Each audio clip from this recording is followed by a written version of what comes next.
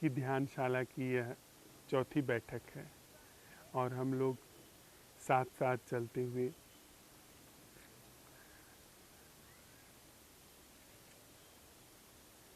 सहज जीवन के ऊपर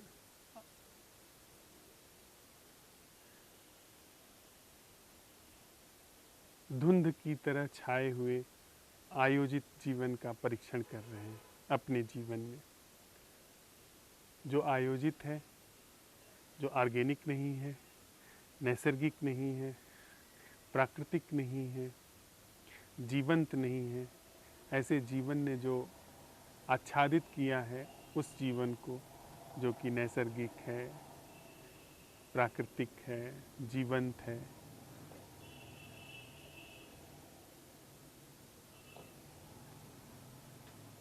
उसका भली भांति परीक्षण करके और उसका अवसान परीक्षण में ही कर रहे हैं।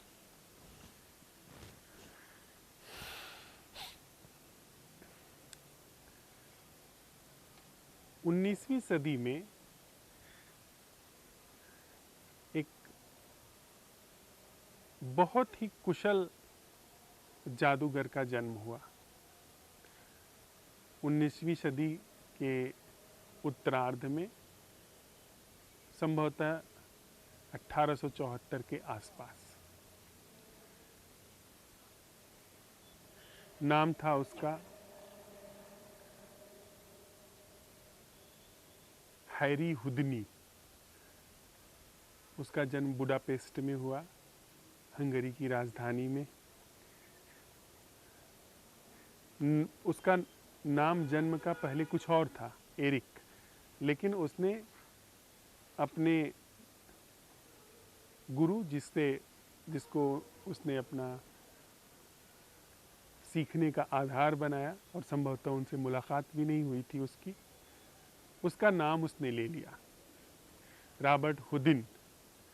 तो रॉबर्ट हुदिन से उसने हुदिन नाम लेकर के अपना नाम हैरी हुदनी रखा। वह पश्चिम में इस तरह से 19वीं सदी में छा गया जिसकी कोई सीमा नहीं। उसने लगभग पश्चिम के सभी बड़े देशों में, सभी बड़े शहरों में जाकर के अपने जादू का करतब दिखाया। और वह कुछ ऐसा जादू नहीं करता था जो कि चकमा देने वाला था। उसका जादू अद्भुत था, जिसमें से एक था कि वह 3 सेकंड के भीतर हर तरह के ताले को खोल देता था। अधिकतम जो वो समय लेता था वो 3 मिनट का था। उसको दुनिया की मजबूत से मजबूत जेल में रखा गया, जिसमें मजबूत से मजबूत ताले लगाए गए, लेकिन मैक्सिमम 3 मिनट के अंदर वो कारागृह के बाहर हो जाता था। 3 मिनट से पहले ही वो बाहर खड़ा पाया जाता था। हम लोग उसको YouTube पे कुछ वीडियोस हैं, उसमें हम टाइप करके उसको देख सकते हैं, मैजिशियन हुदनी नाम से, जिसमें उसकी कुशलता इतनी प्रगाढ़ थी कि उसके हाथ में ताला लगा करके और उसको नदी में छोड़ा जाता था। और लाखों लोगों के सामने वो पुल पर से नदी में छलांग लगाता था और नदी में छलांग लगाने के बाद नीचे जा करके ऊपर आते तक उसके हाथ खुल चुके होते थे। उसके दोनों हाथों में बांध करके और मजबूत ताला लगाया जाता था, जैसे हथकड़ी के ताले होते हैं, और उतनी देर उसे लगती थी उस ताले को खोलने में जितनी देर आदमी नीचे कूदे पानी में और जा करके ऊपर आए। मुश्किल से 2-3 सेकंड, 2-3 सेकंड में, 5 सेकंड में वह पानी के अंदर भी ताला खोल देता था। विपरीत से विपरीत परिस्थितियों में वो ताला खोल करके बाहर हो जाता था। असाधारण रूप से उसके अंदर क्षमता थी। भारत में होता तो वो कोई आध्यात्मिक गुरु हो जाता, वो कोई चमत्कारिक गुरु हो जाता। उन सारे लोगों से तो बड़े चमत्कार थे, जो जेब से अंडा निकाल देते हैं, जेब से माला निकाल देते हैं, जो जेब से चूहा निकाल देते हैं, कबूतर निकाल देते हैं, सोने की घड़ियां निकाल देते हैं, उन लोगों से तो उसका जादू ज़्यादा सशक्त था। एक जगह वो फंस गया, एक जगह उसको अपना कारनामा दिखाना था, लेकिन वहाँ का जो जेलर था वो थोड़ा सा बुद्धिमान व्यक्ति था। उसको तालों के संदर्भ में बड़ी बारीकियां पता थी। उसने उसको ले जाकर के जब बंद किया और पूरी भीड़ इकट्ठा हुई थी, पूरे देश के लोग इकट्ठा हो जाते थे जब ये सुनाने में आ जाता था कि खुदनी आया हुआ है, करतब दिखाएगा। वहां उसको उस कारागृह से बाहर आने में 3 घंटे लग गए, और 3 घंटे बाद वह बिल्कुल लथपथ सा, पसीने से और बहुत घबराया हुआ, परेशान बाहर निकला। लोगों ने पूछा कि आखिर बात क्या है, ऐसा क्यों हुआ कि तुमने तो बड़े से बड़े ताले खोल दिए, और एक नहीं, उसके शरीर में 10-10, आप लोग तस्वीर देखिएगा गूगल पे, 10-10 ताले उसके पूरे शरीर में जड़े हुए हैं, और सब वो ऐसे खोल देता था जैसे कि सब बस फंसे हुए थे, बस खटाखट निकाल करके चला गया। तुमने ऐसा किया कैसे? वो कहता था कि हाथ की सफाई है ये, इसमें कुछ भी चमत्कार नहीं है, ये कोई दैवीय शक्ति नहीं है। एडमिट करता था, यहाँ तो ऐसा कोई एडमिट न करता, एडमिट करता था कि हाथ की सफाई है, ये बस कुशलता है खोलने की, जो मुझे हासिल है, मैंने सीख ली है, इसमें कोई दैवीय शक्ति काम नहीं कर रही है। उससे पूछा गया कि आखिर ऐसा क्यों हुआ? उसने कहा कि यहाँ पर मैं इसलिए परेशान हो गया क्योंकि यहाँ पर कहीं कोई ताला था ही नहीं, दरवाजा ही नहीं बंद था, वहां पर कोई ताला लगा ही नहीं था। उसके अंदर क्या कुशलता थी कि वो ताला खोजने में बहुत माहिर था। लोगों ने ऐसे ऐसे जगह पर ताला लगाए जहां पर कि ध्यान न जाए, उसको ऐसे ऐसे छिपाया था जहां पर ध्यान न जाए, लेकिन वो कुशल था, वो पहचान जाता था कि कहां पर ताला है और चाबी कैसे लगेगी, और खोल देता था। हथकड़ियां बेड़ियां भी खोल देता था, लेकिन उस वहां कोई ताला था ही नहीं, बस जो उसका किवाड़ था वो बस लगा हुआ था, और वो 3 घंटे तक सिर्फ ताला खोजता रहा कि ताला कहाँ है। होता है ना, जो डोर में इनबिल्ट ताले होते हैं, तो वो खोजता रहा क्योंकि बाहर कोई ताला दिखाई नहीं दिया, और 3 घंटे बाद भी वो उसे नहीं खोज पाया। असल में वो बेहोश हो गया, इतना परेशान हुआ, पहली बार इतना तनाव में आया कि बेहोश हो गया, और बेहोश होकर के गिर गया। जब गिरा तो उसका हाथ पड़ गया उसके ऊपर दरवाजे पर, और वो केवल लगा हुआ था, दरवाजा खुल गया। तब वो निकल करके बाहर आया। हमारी जिंदगी भी ऐसी ही है, यहां सारे चतुर, सारे चालाक, सारे बुद्धिमान लोग चूक जाते हैं, क्योंकि जो जिंदगी है वो उपलब्ध है, जो सहज जीवन है वो उपलब्ध है, आयोजन में जीवन चूक जाता है। खुदनी कुछ और नहीं कर रहा था, वो आयोजित चीजों में माहिर था। हम लोग आयोजित चीजों में माहिर है ना, हम लोग किसी को देखते ही झट से जज कर लेते हैं कि इसकी कितनी आर्थिक हैसियत होगी, किस पद पर रहा होगा या किस पद पर है, किस जाति का होगा, कितना इसके पास पैसा होगा, सब अनुमान लगा लेते हैं। लेकिन कभी कोई ऐसा व्यक्ति होता है जो कि इन सारी श्रेणियों में नहीं आता, उसे पहचानना बड़ा मुश्किल हो जाता है, क्योंकि उसके ऊपर कोई क्राइटेरिया काम ही नहीं करता। उसको जितना ही जज किया जाएगा उतना ही वह रहस्य की तरह उभरता चला जाएगा। हमको सिखाया गया है, हमको समझाया गया है कि होशियार रहो, सतर्क रहो, जागे रहो, नॉट इन दैट सेंस जागे रहो, सतर्क रहो, इन इंटेलेक्चुअल सेंस कि किसी को बहुत समझ बूझ करके भरोसा करो। हम संबंधों में भी सब तरीके के तिकड़म भिड़ा करके जुड़ते हैं ना, संबंधों में सब तरीके के तिकड़म हम भिड़ा करके जुड़ते हैं, चाहे दोस्ती का हो, चाहे वैवाहिक संबंध हो, सामाजिक संबंध हो, पारिवारिक संबंध हो, भाई भाई में भी तिकड़म लगी हुई है, सब तरीके की चालें चली जाती हैं, पति पत्नी में तिकड़म लगी हुई है, सब तरीके की चालें एक दूसरे के खिलाफ चली जाती हैं, सब तरीके की बुद्धि चलती रहती है। लेकिन जो यह आयोजन है, इस आयोजन में संबंध कहीं खो जाता है, संबंध समाप्त हो जाता है, संबंध आयोजन से ही खोता है।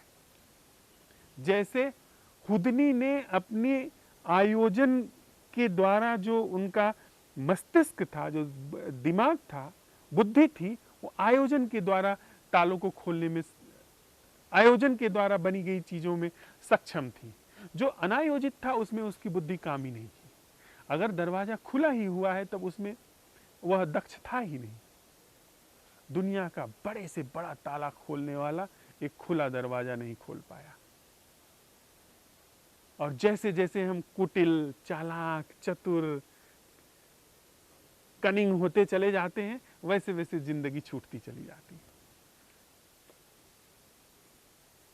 देखिए ना, हम लोग प्रयोग कर रहे थे, एक जो दृश्य सामने था, जो पत्थर का टुकड़ा सामने रखा हुआ था, उसमें कुछ और नहीं कर रहे थे। इसमें इसका वह दर्शन क्या है जो माइंड का नहीं है।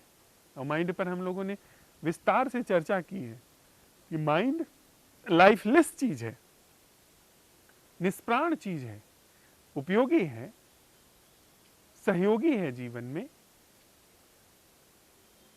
सुविधा जुटा देता है, लेकिन जीवित नहीं है।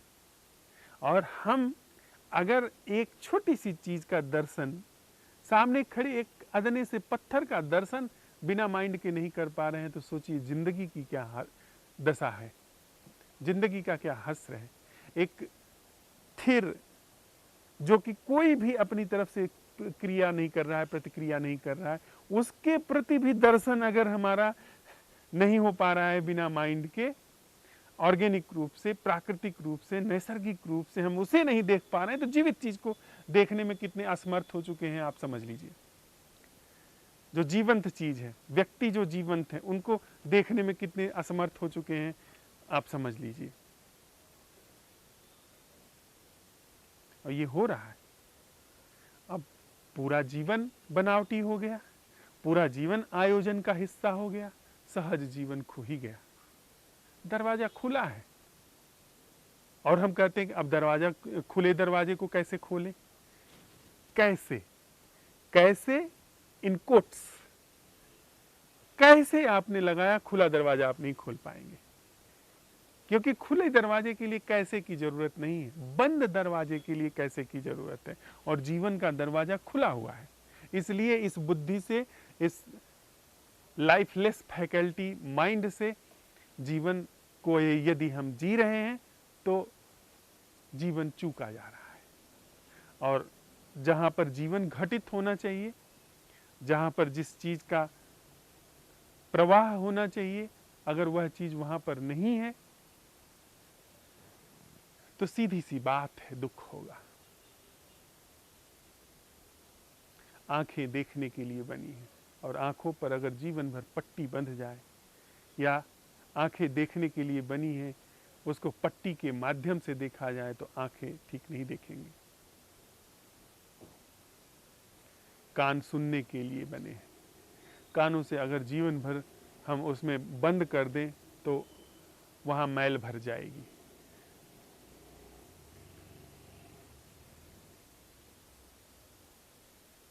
जीवन सहज जीने के लिए है।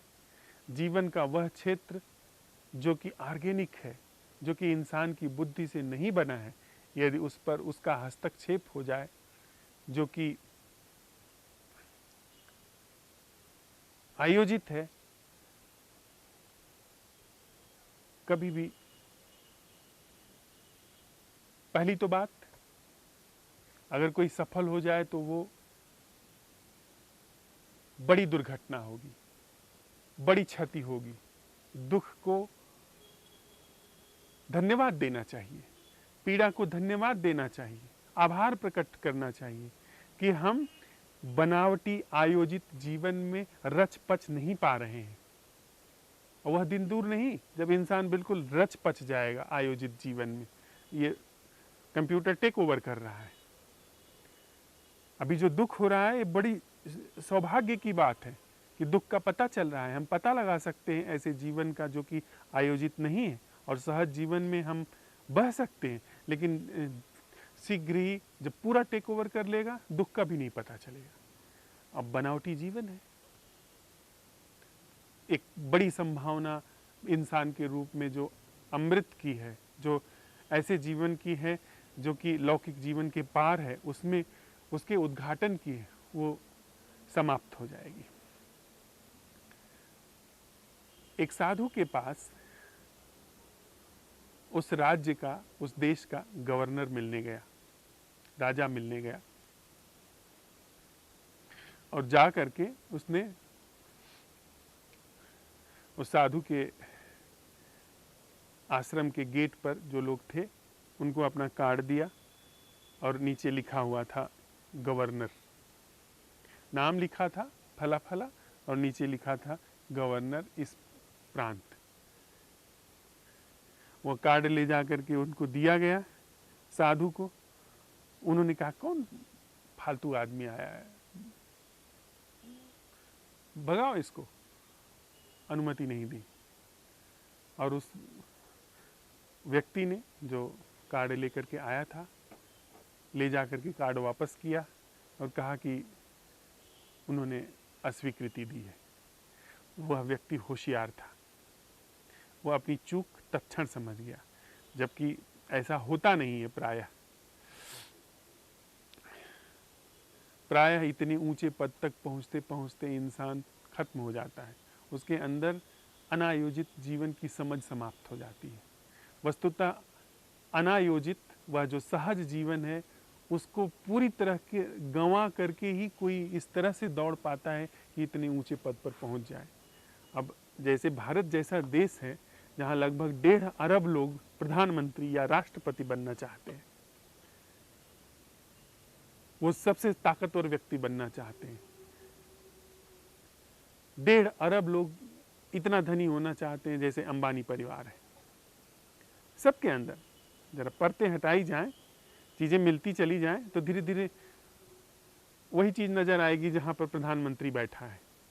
वो मिलता नहीं है ऊपर, तब जो ऊपर वाली परतें हैं इस वजह से नीचे की परतें दिखाई नहीं पड़ती, पर परतें उघड़ती चली जाएं, पद दर पद मिलते चले जाएं, तो फिर वहीं जाकर के आदमी अपनी निगाह टिकाएगा जब तक वह मिल नहीं जाता है। पर कहीं वह आदमी थोड़ा होशियार था, उसने अपनी गलती समझ ली, कहीं उसके अंदर संभावना रही होगी। उसने कार्ड लिया और नीचे से गवर्नर ऑफ द फला प्रांत उसको काट दिया और कहा कि फिर से एक बार आप कार्ड उनको मेरा ले जा करके दे दें। दोबारा उसने जब कार्ड देखा तो कहा ओ ये तो मेरा वह मित्र है, बुलाओ इनको। ये तो बड़े सौभाग्य की बात है कि फला मिलने के लिए आए। वह जो उसने लिखा था गवर्नर ऑफ द फला, उसको मिटाने के बाद फिर अब इंसान आया है। जो इंसान इंसान से मिल सकता है, आयोजन आयोजन से नहीं मिल सकता, पद पद से नहीं मिल सकता, जाति जाति से नहीं मिल सकती, धन का धन से संबंध नहीं हो सकता। पर हमारी, अगर मुझे कहने दें तो मूढ़ता यह है कि धन धन से मिलता है। आप देखते हैं जब हम वैवाहिक संबंध बनाते हैं या मित्रता का संबंध बनाते हैं अपने स्टेटस के, जिसके पास मेरे जैसा धन हो, मेरे जैसा पद हो, जो किसी पद पर पहुंच जाता है तो वो अपने जिस पद पर रहा है उस पद के लोगों को भूल जाता है। उस पद के लोगों के साथ उठना बैठना उसको अपने सम्मान के विपरीत महसूस होने लगता है। तो कैसा संबंध बन रहा है, कैसा आचरण बन रहा है। हम संबंधित होते हैं पद के आधार पे। यूपीएससी के रिजल्ट निकलते हैं, उसमें 25-50 जोड़े बन जाते हैं। किस आधार पे बन रहे हैं कि वो आईएएस ऑफिसर है, वो पीसीएस ऑफिसर है, और वो आईएएस ऑफिसर है, वो पीसीएस ऑफिसर है। यानी वह पद संबंध को तय कर रहा है, वह आयोजन संबंध को तय कर रहा है। जिलाधिकारी होना यह आयोजन है। व्यवस्था के अनुरूप यह ठीक भी हो सकता है कि एक जिले की व्यवस्था को देखने के लिए एक व्यक्ति होना चाहिए जो दूर से विहंगम दृष्टि रख सके, और योग्य भी होना चाहिए। पर जिलाधिकारी से शादी करे सिर्फ इसलिए कि दूसरा जिलाधिकारी है, आईएएस से विवाह करे कि वह सिर्फ इसलिए कि वह आईएएस है, यह बात तो सतर्क नहीं हुई, ये तो कुतर्क हो गया। ये तो जहां पर जीवन सप्राण बहता था वहां पर आयोजन के नाम पर जीवन होने लगा। फिर कॉन्फ्लिक्ट्स है, फिर द्वंद्व है, फिर द्वंद्व में पलायन है, मैनेजमेंट है, फिर संबंधों में घर्षण है, वो सारा कुछ आ जाता है। अभी कितना भी योग्य नवयुवक हो वो हमारी नज़र में ही नहीं आता, पर अयोग्य से अयोग्य व्यक्ति हो, उसको कोई सरकारी नौकरी मिल जाए, वो सबकी नज़र में आ जाता है, सिर्फ सरकारी नौकरी से। पर ये सब हमारे आसपास की सच्चाई है। रास्ते से हो सकता है कोई स्वस्थ व्यक्ति गुजर रहा हो, वो हमें नहीं दिखाई देगा, लेकिन एक सड़ियल मरियल सा आदमी पर वो बस किसी पद पर हो, वो राज्य का नेता हो, मंत्री हो, जिसके चेहरे पे सब तरीके के रोग दिखाई पड़ रहे हो, कुंठा, निराशा, घृणा, वैमनस्य, वैर, सब उसके चेहरे पर पूते हो, पर उसके साष्टांग हम दंडवत करेंगे। क्या मिल रहा है?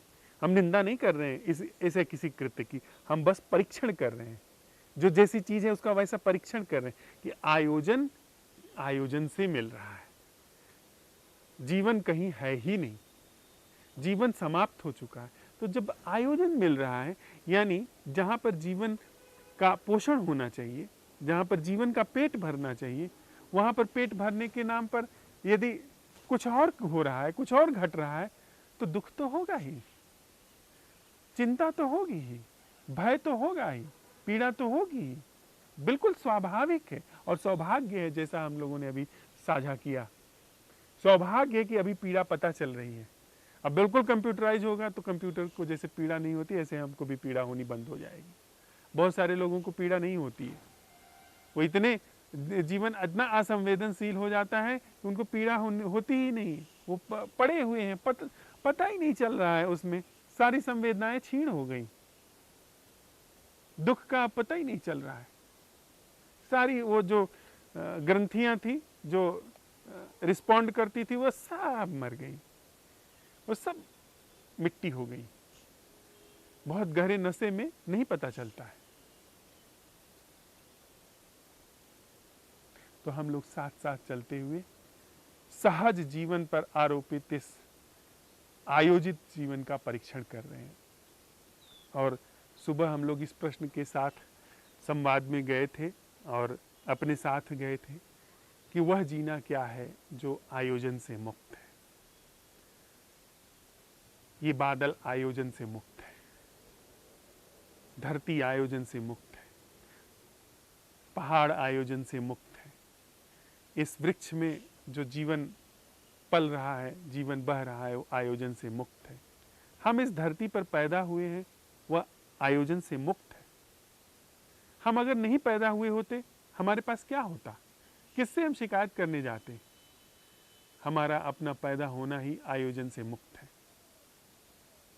निश्चित ही मरना भी आयोजन से मुक्त है। हमको नहीं पता कि कब हमारा शरीर कोलैप्स हो जाएगा।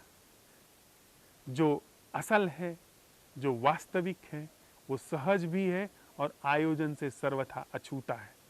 सिर्फ ढक गया है ख्यालों से, लेकिन वह वहाँ पर विद्यमान है, उसे समाप्त नहीं किया जा सकता।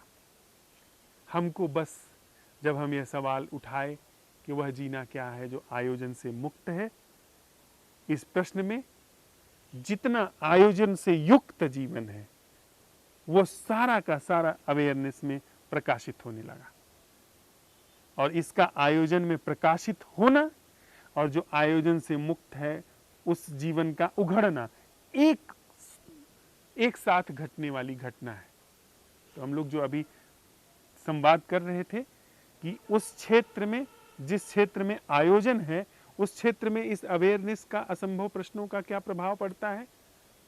प्रभाव पड़ता है कि अवेयरनेस में जब यह दर्शन शुरू हो गया कि वह जीवन वास्तविक है जो अनायोजित है, यह जो आयोजित जीवन है यह सहज विसर्जित होना शुरू हो गया।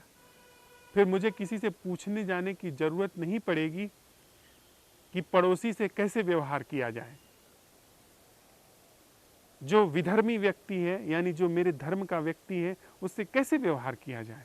ये अवेयरनेस बता देगी कि कौन सी चीज वास्तविक है, कौन सी चीज नैसर्गिक है, कौन सी चीज ऑर्गेनिक है और कौन सी चीज, कौन सा ढंग, कौन सा धर्रा अवास्तविक है, आयोजित है, लाइफलेस है। मुझे क्यों पूछने जाने की किसी को जरूरत पड़ेगी, मुझे निर्णय लेने की क्यों जरूरत पड़ेगी कि जिसको हम विधर्मी कह रहे हैं वह आयोजन का परिणाम है, वह इस माइंड के द्वारा पैदा हुआ है। जिसको हम विदेशी कह रहे हैं वह आयोजित मस्तिष्क का परिणाम है। कल तक बांग्लादेश भारत का हिस्सा था, आयोजन ने उसको एक विदेश घोषित कर दिया है और वहां के लोगों को यह देश विदेश घोषित कर दिया है। तो उसके बीच में जो वैर है वो आयोजित है, जो युद्ध है वो सब आयोजित है, प्रायोजित है। ये सब राजनेताओं की चालें हैं शासन करने के लिए। फिर अगर हमने इस प्रश्न पर अन्वेषण किया है, इस प्रश्न के साथ हम बने हुए हैं कि वह जीना क्या है जो आयोजन से मुक्त है, तो ये बात साफ दिखेगी कि राष्ट्र जो है वो आयोजन का परिणाम है, इसलिए कोई विदेशी नहीं है। उसको क्यों हम छुरा मार देंगे अनायास?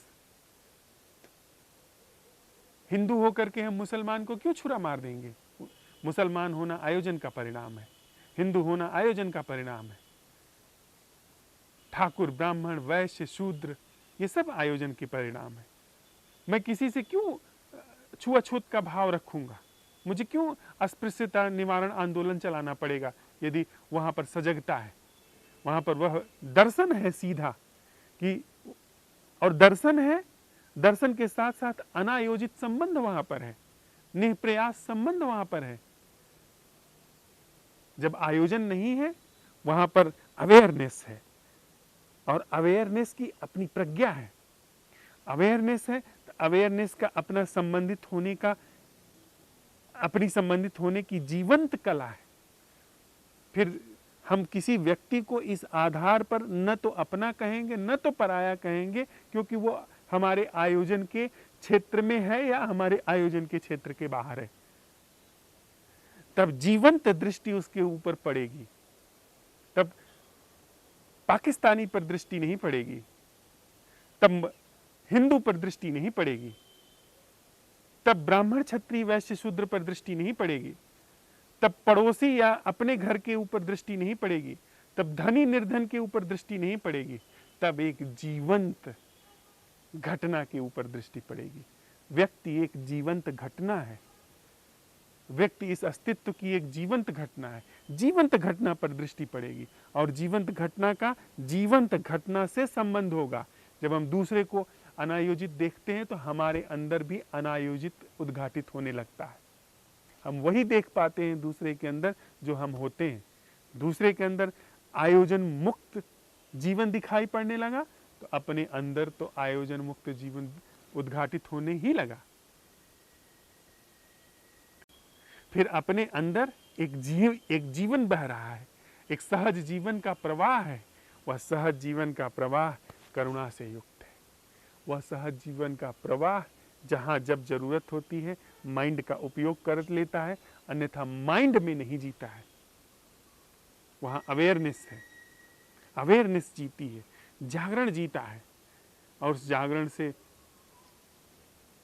जन्म लेती हुई करुणा, प्रेम, और जहाँ पर जागरण है वहाँ पर न तो सुख है न दुख है, वहाँ पर एक सहज मुदिता है, सहज मैत्री का संबंध है। मैत्री का संबंध वृक्षों से, पशु पंछियों से, जीवित व्यक्तियों से एक मैत्री का संबंध है, आयोजित संबंध नहीं। मैत्री स्वभाव है अस्तित्व का। यहाँ चीजें एक दूसरे के प्रति मैत्री में है, और गहरे में देखा जाए तो अखंड है। तो हम लोग फिर से जो भी हमारे पास हमने संवाद किया है, अवलोकन किया है, हम अपने को मांझते हुए चल रहे हैं। फिर से इस प्रश्न को और भी गहराई से मांझें कि वह जीना क्या है जो आयोजन से सर्वथा मुक्त है, जिसमें आयोजन थोड़ा बहुत नहीं, रत्ती भर भी व्याप्त नहीं। उसका परीक्षण करते हैं और फिर जो होता है उसके साथ फिर हम संवाद करेंगे, जो भी कुछ निखर करके आता है। थोड़ी देर के लिए तब तक साथ में बैठ